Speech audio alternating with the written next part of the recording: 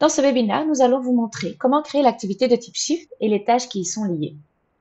L'objectif de ce webinaire n'est pas de rentrer dans les détails des paramètres de TWiZit, mais bien de vous montrer sur base d'un cas comment organiser l'activité Shift et les tâches, comment lier les tâches et aussi comment, en tant qu'admin, avoir une vue d'ensemble sur les tâches qui ont déjà été assignées ou non à des contacts de votre organisation.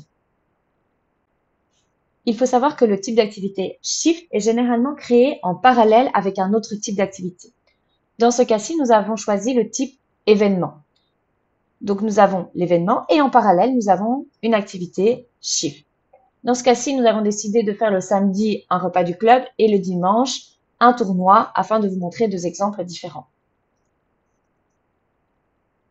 Mon événement, c'est donc un repas spaghetti.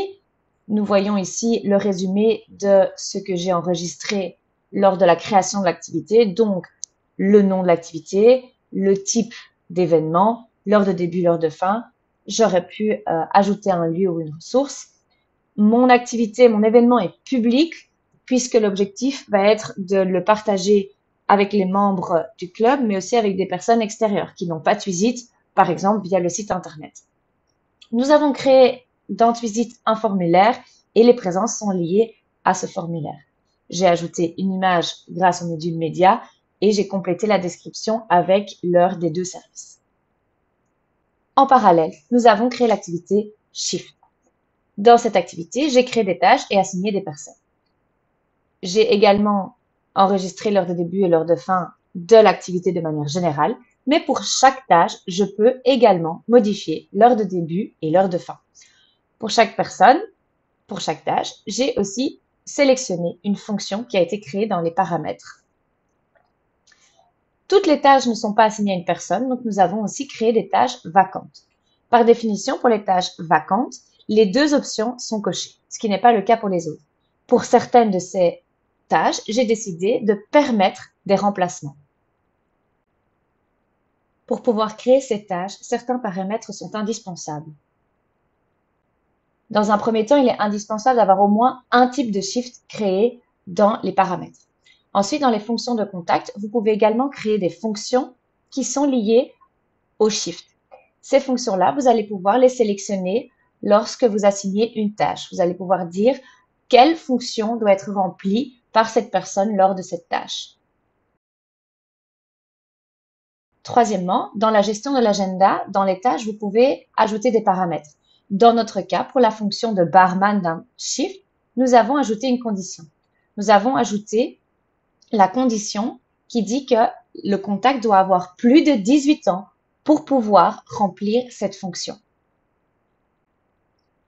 Nous allons maintenant vous montrer ce que les utilisateurs voient dans leur TWiZit.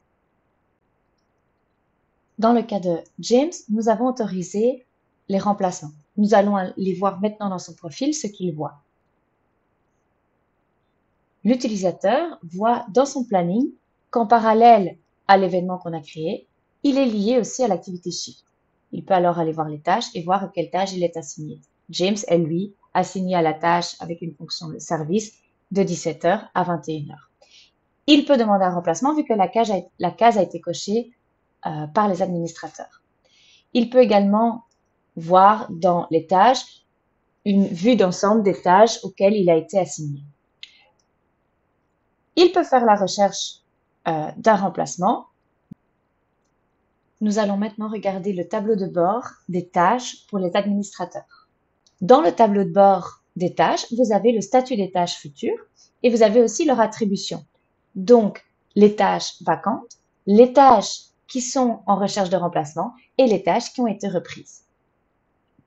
Maintenant que James a demandé son remplacement, vous voyez dans votre tableau de bord le nombre de recherches de remplacement en cours.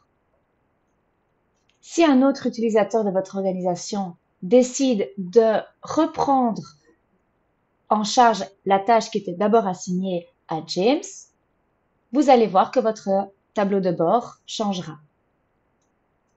En effet, il n'y a plus de recherche en remplacement. Par contre, quelqu'un a repris la tâche de quelqu'un d'autre. À côté de ça, vous voyez aussi le nombre de tâches encore vacantes. Comme deuxième exemple, nous avons pris le cas des organisations qui doivent gérer eux-mêmes leur cafétéria. Ils cherchent donc tous les week-ends des bénévoles qui veulent bien les aider à tenir le bar. Pour le deuxième exemple, nous avons choisi le cas de la cafétéria.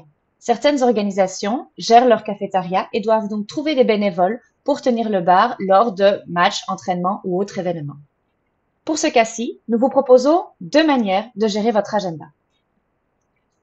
La première, vous créez donc un shift, vous gérez les paramètres de début et de fin pour chaque shift, et ensuite, vous allez répéter cette activité.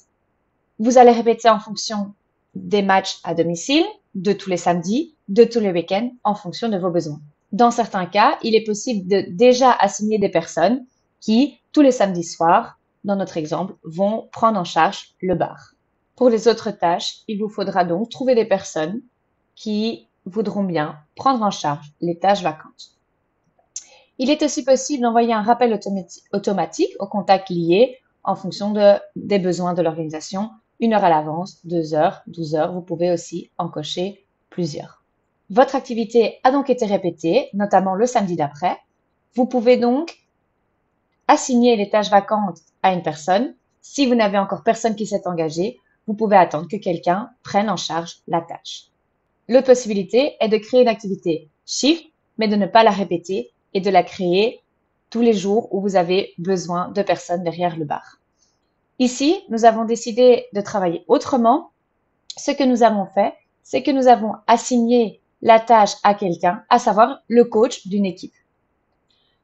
Dans notre gestion d'accès, nous avons donné accès au coach des équipes de pouvoir gérer les tâches liées aux activités liées à leur groupe. De cette manière, le coach va pouvoir lui-même aller chercher des parents qui veulent bien prendre en charge la tâche en question. Une fois que le coach a trouvé quelqu'un qui veut bien reprendre la tâche, il peut alors assigner la tâche à cette personne. Dans le planning de Roxane, nous pouvons voir qu'elle est liée à la tâche liée au shift bar cafétéria. Elle peut elle-même décider de modifier la tâche et de l'assigner à quelqu'un d'autre et d'enregistrer. Une fois que Roxane a assigné la tâche à quelqu'un d'autre, on voit que cette personne est assignée à la tâche dans notre agenda. Vous êtes maintenant capable de créer l'activité Shift et de gérer toutes les tâches qui y sont liées, de les assigner, de les paramétrer, de les modifier. Nous espérons maintenant que vous pourriez aussi trouver rapidement tous les bénévoles dont vous avez besoin. Comme dit au début de la vidéo, nous ne vous avons pas expliqué tous les détails des paramètres d'Intuisite. Pour cela, nous vous invitons à aller cliquer sur les liens sous la vidéo pour avoir accès à d'autres articles et d'autres webinaires qui vous donneront davantage d'explications.